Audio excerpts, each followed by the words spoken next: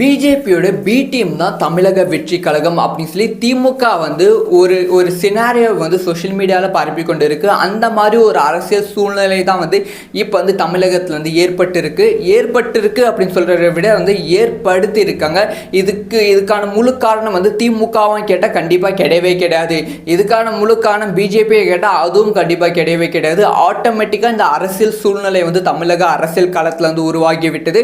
இதை வந்து திமுக வந்து ரொம்ப சூப்பராக வந்து பயன்படுத்தி கொண்டு இருக்கிறார்கள். தமிழகத்தோட தளபதி விஜய் அவர்களோட வேல்யூவை கம்மி பண்ணுவதற்கு ரொம்ப டீட்டெயிலாக பேச போகிறோம். ரொம்ப இம்பார்ட்டண்டான வீடியோவாக தான் தமிழக மக்களுக்கு இருக்க போகிறது. அரசியலில் இந்த மாதிரிலாம் பண்ணுவாங்களா, இதுதான் அரசியலா அப்படிங்கிற ஒரு மைண்ட் வந்து இந்த ஒரு வீடியோ முடியும் போது உங்களுக்கு அது வரும்.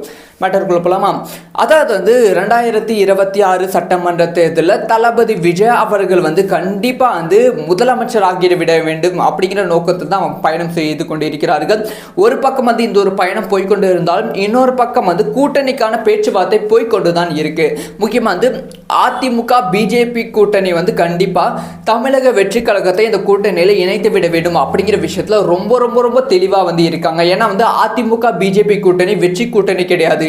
2 முறை வந்து அதிமுக பிஜேபி இணைந்து தோல்வியை மட்டும்தான் வந்து சந்தித்திருக்கு. சிறுபான்மை வாக்குகள் வந்து அதிமுக பிஜேபிக்கு கிடையாது. இதனால் வந்து தமிழக வெற்றி கழகத்தை தொடர்ந்து அப்ரோச் பண்ணிட்டு இருக்காங்க. அதிமுக சைடுல இருந்தும் அப்ரோச் வந்து போய்கொண்டு இருக்கு.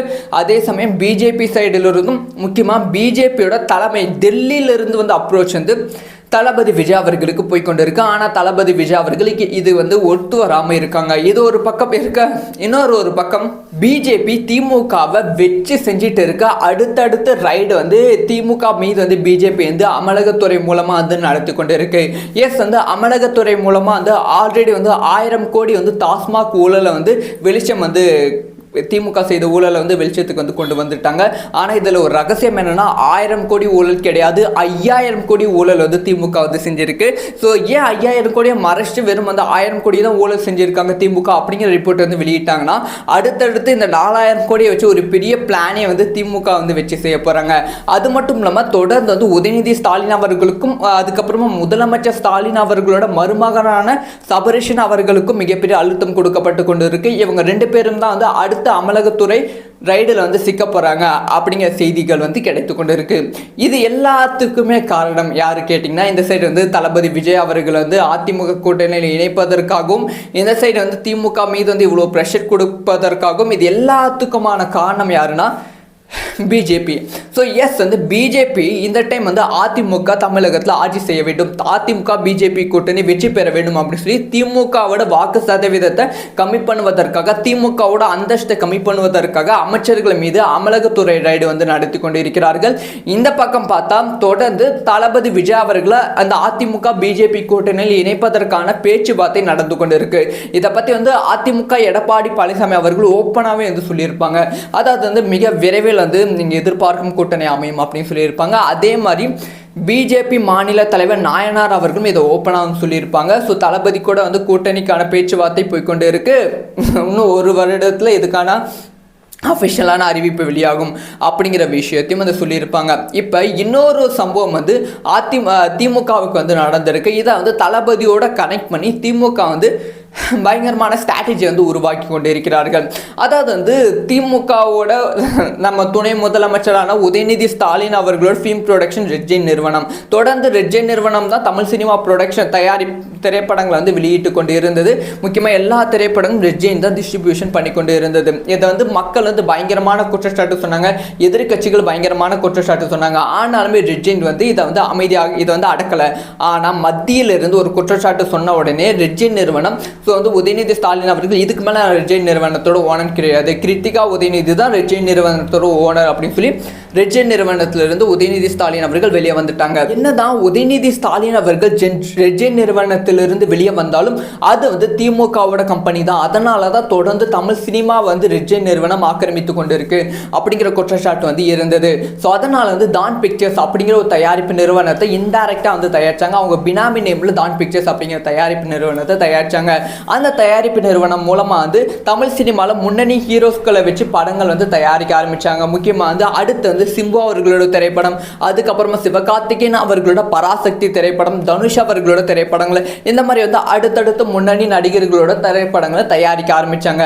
இப்போ அதுக்குமே வந்து அமலாக்கத்துறை ரைடு வந்து நடத்திருக்கு. திடீர்னு வந்து நான் பிக்சர்ஸ் கிட்ட எப்படி இவ்வளவு கோடி பணம் அது இருக்கு, இத்தனை திரைப்படங்களை எப்படி தயாரிக்க முடிகிறது, இத்தனை திரைப்படங்களை எப்படி டிஸ்ட்ரிபியூட் பண்ணுகிறது அப்படி சொல்லி தொடர்ந்து அமலாக்கத்துறை வந்து டான் பிக்சர்ஸ் நிறுவனத்தின் மீது வந்து ரைடு வந்து நடத்திருக்காங்க. செக் வந்து போய்கொண்டு இருக்கு.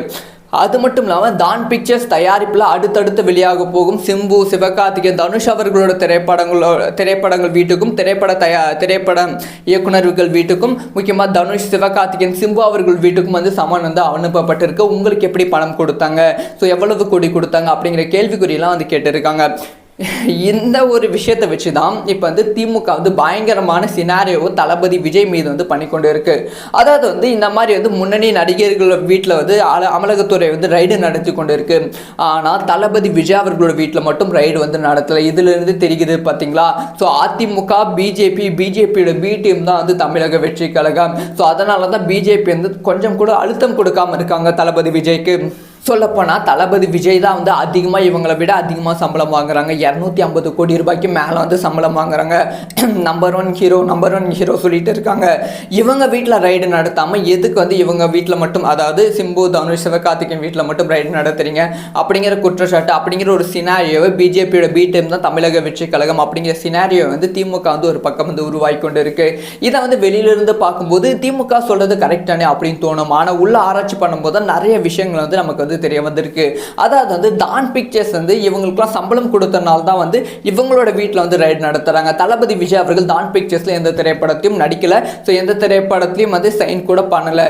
அதனால தான் வந்து தளபதி விஜய் வீட்டில் வந்து ரைடு நடத்தலை. ஸோ இந்த ஒரு விஷயத்தை வச்சுக்கிட்டு திமுக வந்து தமிழக மக்கள் வந்து முட்டாள் நினச்சிக்கிட்டு ஒரு பயங்கரமான சினாரியோவை கிரியேட் பண்ணிட்டு இருக்காங்க. அதுக்கு வந்து இன்னுமே அந்த ஒரு சினாரியோவை இன்னுமே இந்த ஸ்ட்ராங் படுத்துகிற விதமாக தான் கோயம்புத்தூரை சேர்ந்த தமிழக வெற்றி கழகத்தோட முன்னாள் நிர்வாகியான வைஷ்ணவி அவர்கள் வந்து இப்போ வந்து தமிழக வெற்றி கழகத்திலிருந்து பிரிந்து திமுகவில் வந்து இணைந்திருக்காங்க. ஸோ திமுகவில் இணைந்து அவங்க சொல்கிற குற்றச்சாட்டு என்னன்னா, ஸோ தமிழக வெற்றி கழகம் தளபதி விஜய், தமிழக வெற்றி கழகம் பிஜேபியும் வந்து ஒரே மாதிரி தான். தமிழக வெற்றி கழகத்தோட பி டீம் தான் பிஜேபி.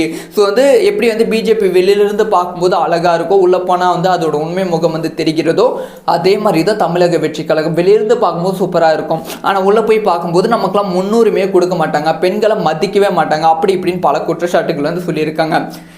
இந்த வைஷ்ணவி அவர்கள் வந்து அதிமுகவில் சேர்ந்தோ இல்லை நாம் தமிழர் கட்சியில் சேர்ந்தோ வந்து இந்த ஒரு குற்றச்சாட்டை சொல்லியிருந்தா கண்டிப்பாக தமிழக மக்கள் வந்து ஏற்றிருப்பாங்க. ஆனால் நீங்கள் திமுகவில் சேர்ந்து தமிழக வெற்றி கழகத்தை பிஜேபியோட கம்பேர் பண்ண பார்த்தீங்களா, அப்போவே தெரிந்து விட்டது திமுகவோட பக்காவான பிளான். பார்த்தீங்களா, இதுதான் வந்து தமிழக அரசியல். இந்த மாதிரி தான் வந்து நம்ம படத்தில் கூட இந்த மாதிரிலாம் பார்த்துருக்க மாட்டோம். அந்த அளவுக்கு வந்து தமிழக அரசியலில் பயங்கரமான விஷயங்கள், சம்பவங்கள் நடந்து கொண்டு இருக்கு. ஸோ இந்த ஒரு விஷயத்தை பற்றி உங்களோட ஒப்பீனியன் என்ன அப்படிங்கிற விஷயத்த கமெண்ட்டில் லீவ் பண்ணுங்கள். ஸோ இதுக்கு இந்த மாதிரி அரசியல், இந்த மாதிரி சம்பவங்கள்லாம் நீங்கள் வந்து பார்த்துருக்கீங்களா அப்படிங்கிற விஷயத்தையும் லீவ் பண்ணுங்கள்.